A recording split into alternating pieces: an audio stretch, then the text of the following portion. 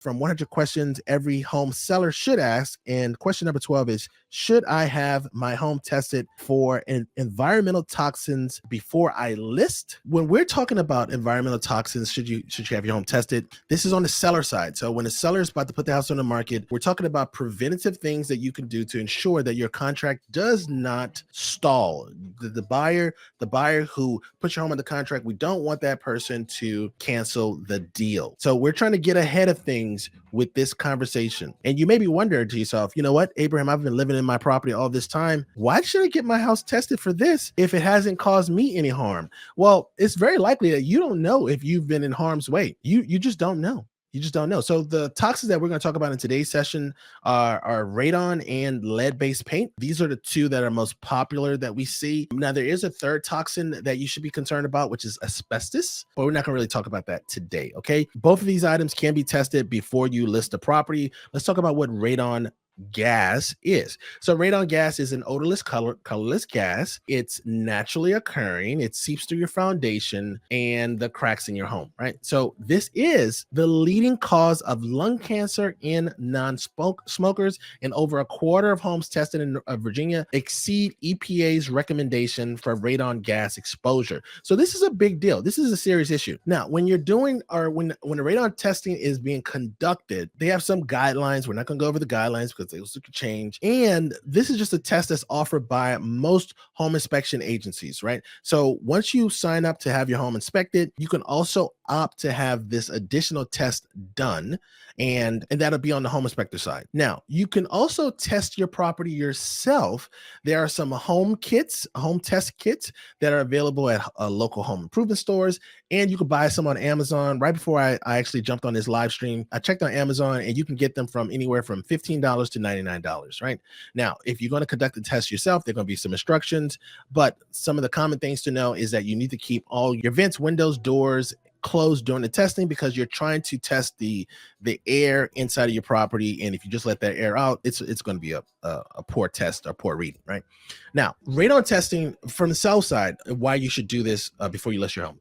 Radon testing is really just a part of a natural process of due diligence, right? So home inspections, radon inspections, home inspections, radon inspections, they sound like two different things, but because they're usually paired together, most buyers get them. Now, if you're in a condo, if you're in a high-rise condo or mid-rise condo and you're off the ground floor level, you're not getting a radon inspection, typically, right? For ground floor condos, I need to be specific about this. Ground floor level condos should have radon inspections done on them, right? And so right now there are these condos called 2 over 2, where you have 2 stories that are dedicated to the first condo, and then on top of that condo, there are 2 more floors, or potentially a rooftop terrace, and that's going to be the second unit. So it's 2 units, 2 over 2. Ground floor unit condos, that first level that you're in usually has a garage in the back, and then you have like some living space in the front. That living space usually sits on the on earth, right? That space could be exposed to radon. We had a client last year who bought a 2 over 2 unit, and they were buying the ground level unit, gorgeous unit, great window. They had these floor to ceilings windows in Reston, and one of the options was to get the radon inspection. And so I explained to the client that since we're on the ground level, the foundation sits on the ground, you should get this done. That property tested high, it had high levels of radon, and we had to go through the condo association to get the radon mitigated. So you want to make sure, just because you're in a condo doesn't mean that you're not going to be exposed to radon. And like we already talked about, radon is the leading cause of lung cancer in non-smokers. I don't think you should abuse your lungs by living in a property that has high level of radons. Okay, so remediate that stuff. So let's say, for instance, you go into a home, the home test for high levels of radon. What happens next? Well, you can just remediate it, or sometimes buyers will just walk away. On the sale side, you should just remediate it, and the remediation costs anywhere from $900 to $1,300. It's a very quick process. There's several companies in Northern Virginia that offer this service. If you don't mediate this issue, then you will need to disclose to the buyer that you know about the high levels of radons. This is another reason why a lot of sellers don't like to do these inspections before they come on the market, because they don't want to know. They want to kind of use ignorance as a tool for selling properties. It's a strategy some people use. Anyway, next toxin that you want to think about is is lead-based paint. The way it's usually transmitted, or the way it usually shows up in residential properties, is through paint. Okay, so usually it shows up in paint. Now, this has been stopped. This practice has been stopped since 1978. So you'll notice that on most properties that have been built before 1978, there is a lead-based paint disclosure that just comes with every property that's listed, right? Now, what are the problems with lead-based paint or lead poisoning is that it can cause mental and physical issues.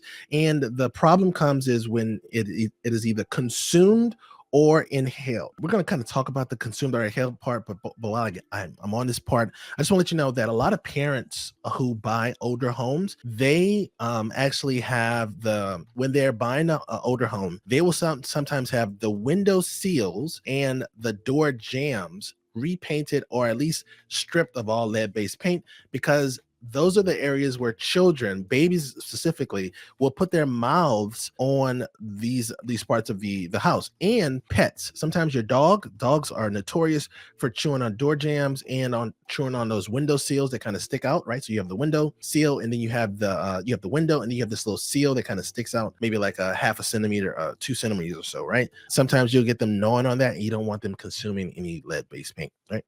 So now, what are the signs of lead-based paint? There is this concept called alligatoring, right? Which is this picture right here at the bottom here. You can't see this on TikTok, but TikTok, we're live on YouTube if you want to see the photos. And so you'll see like this little peeling paint sort of thing. There's something called chalking, where you rub like a dark piece of cloth across the surface, and then it shows up with some type of white residue. And then if you see multiple layers of paint, then that property most likely has lead-based paint, because that is the normal remedy, right? Is just to either cover the lead-based paint with more paint or to remove it altogether. So you'll notice a lot of older homes have just thick layers on them. All right, so we already talked about how dangerous it is to children. Well, it's believed to be more dangerous for children, and really I think it's tied to the fact that children are more likely to put things into their mouths without any judgment, right? That's we have kids, they're 12 and 14, and there's a reason why you have to watch your kids until they're 18. Now, the testing kits cost anywhere from $300 for a small area to several $100s, depends on the size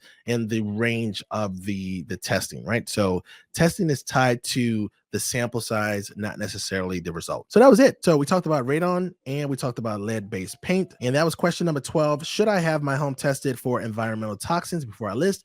In my opinion, I think it makes sense to have your home tested so that you can get ahead of the buyer. Well, you should have your home tested for radon, not for lead-based paint. I'm not recommending the lead-based paint one, but I am recommending the radon testing. If you're listing your property, you haven't had a radon testing done, you should get it done, especially if you have any part of your property that sits on the ground level. Another reason why you should have radon testing done is if you go through your neighborhood and you see other radon mediation systems. So they kind of like spacecraft on the side of a house, right? So they're probably like 6 inches tall, maybe like a foot wide, right? And it kind of looks like a little flying saucer on the side of a house. That's a sign that there's a radon mitigation system, which means that your area, the area you live in, has high concentrations of radon. I would get it done so that you don't have a buyer walking away for something that you could have mediated for $1,300.